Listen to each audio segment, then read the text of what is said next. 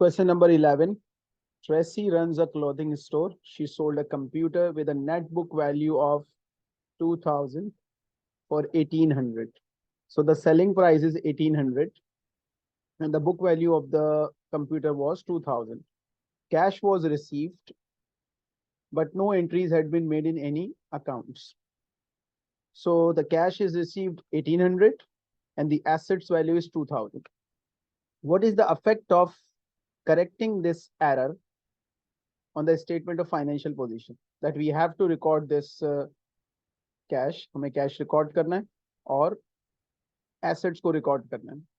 तो जब asset को record किया जाएगा तो asset जो है हमारा non current asset 2000 से वो balance sheet में उसकी value reduce होगी, so decrease by 2000. और 1800 जो हमें कैश रिसीव होगा वो हमारा करंट एसेट्स में होगा, so increase in current assets bye 1800. So decrease 2000, non current asset increase 1800. Next question. The bank statement of a business showed a bank overdraft of 1640 on 1st October 17. So bank overdraft, negative balance.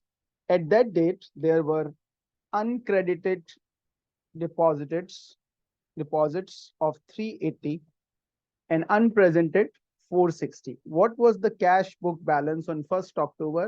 तो हमें overdraft दिया हुआ है 1640 का negative balance. इसमें uncredited deposits हम plus करेंगे और अनक्रेडिटेड लेस कर देंगे. तो एज अ रिजल्ट ये बैंक रिकंसिलिएशन स्टेटमेंट में हमारे पास वैल्यू आ जाएगी बैंक बैलेंस की. So it's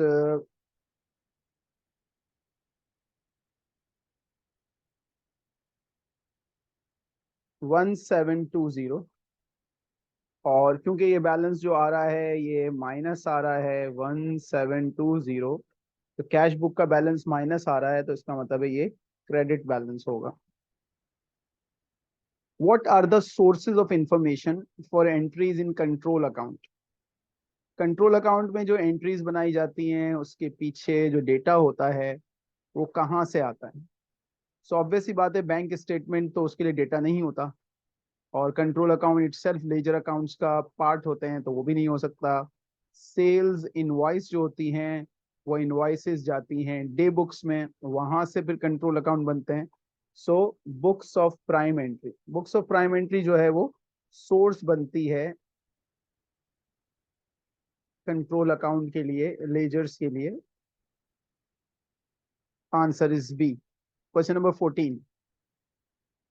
A trader provides the following information. 1st March को परचेज लेजर कंट्रोल अकाउंट का बैलेंस है 4000. 31st मार्च परचेज जर्नल का टोटल दिया हुआ है 53,000, that means purchase day book. Purchase return journal का टोटल है 2000, that is credit purchase return. Cheques paid to supplier का टोटल है 47,000 और डिस्काउंट रिसीव हुआ है 1000 का.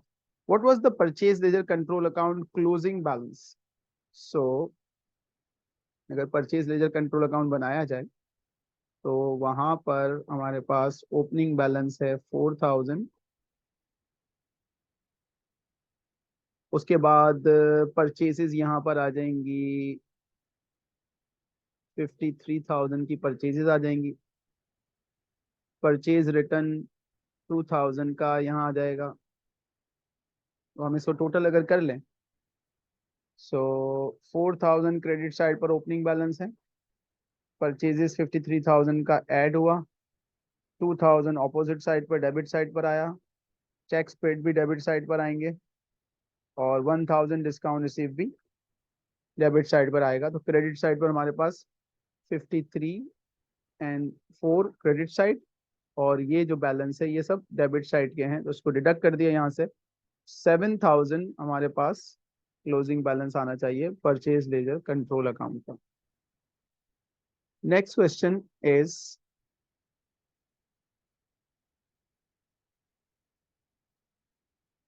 R bought a computer cost 800 and some ink cartridge cost 50 for use in the business. Both of these amounts were debited to the purchase account. अब एक हमारे पास यहाँ पर मौजूद है नॉन करंट एसेट। तो नॉन करंट एसेट हमने खरीदा है 800 का, तो उसे हमने परचेजेस में डाल दिया।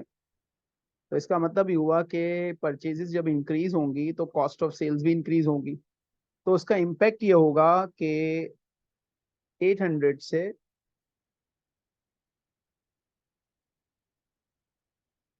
कॉस्ट ऑफ सेल्स जो है वो ओवर स्टेट हो जाएंगे।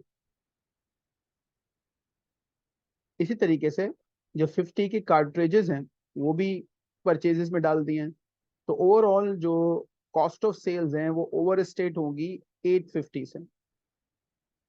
850 दोनों परचेजेस के अंदर ऐड हुए हुए, so cost of sales overstate हुई है by 850।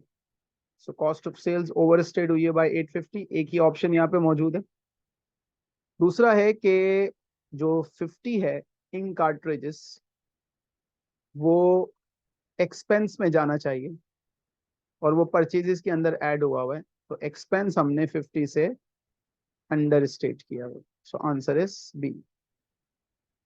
For which non current asset is the revaluation method of depreciation most appropriate? Plant and machinery, office equipment, motor vehicle item, ये स्मॉल अमाउंट वाले item नहीं है। Loose tools is the right thing जिसके लिए revaluation method इस्तेमाल किया जा सकता है। Question number 17। Amit depreciate his building at a rate of 2% per annum on straight line basis.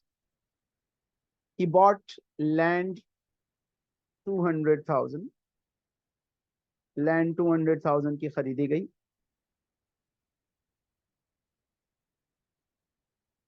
उसके बाद उसके ऊपर एक वेयर हाउस बिल्ड किया गया 120 का।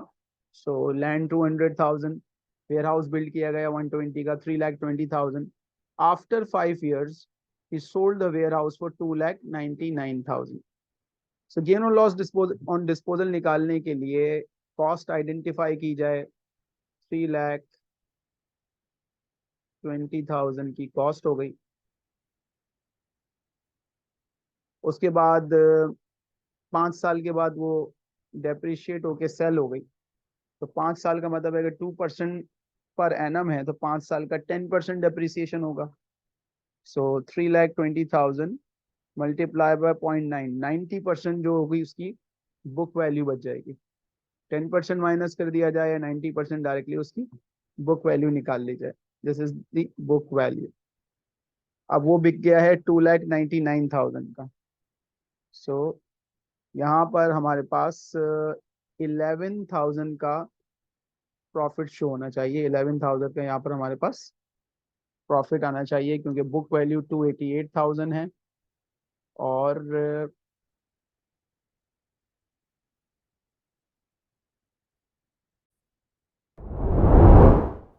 अच्छा, यहाँ पर जो कॉस्ट दी हुई है वो दो कंपोनेंट्स की है कॉस्ट। एक तो लैंड की है, लैंड तो डेप्रिशिएट होता नहीं है। और दूसरी कॉस्ट हमारे पास जो दी हुई है वेयर हाउस की दी हुई है।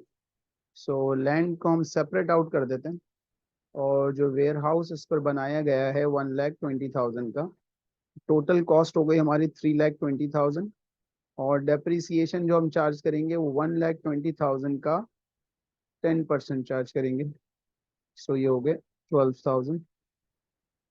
So we have a book value that is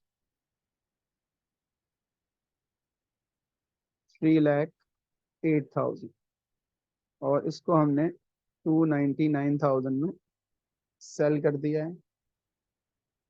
so we have a loss of 9,000।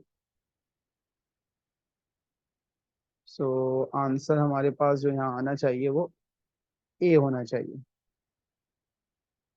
Next question. Why should accrued expense be shown in the financial statement of a business? accrued expense क्यों show होना चाहिए? accrued expense जब हम record करते हैं तो expense को debit किया जाता है और एक्सपेंस पेबल को या accrued expense को क्रेडिट कर दिया जाता है। तो हम फॉर एग्जांपल एक एक्सपेंस हुआ है लेकिन अब तक वो पे नहीं हुआ, तो हम उस एक्सपेंस को अगर रिकॉर्ड कर रहे हैं तो उसको रिकॉर्ड करने का रीजन ये होता है कि मैचिंग कॉन्सेप्ट अप्लाई किया जा रहा होता है, क्योंकि उसका जो बेनिफिट है वो बेनिफिट हमारे प्रॉफिट एंड लॉस अकाउंट में मौजूद है। अगर हम अक्रूड एक्सपेंस बुक नहीं करेंगे तो बेनिफिट प्रॉफिट एंड लॉस में होगा, लेकिन उससे related expense profit and loss account में नहीं होगा। So answer is B. Next question, a trader sold goods to Zahid on credit. Zahid was unable to pay the amount and the balance on his account was written off.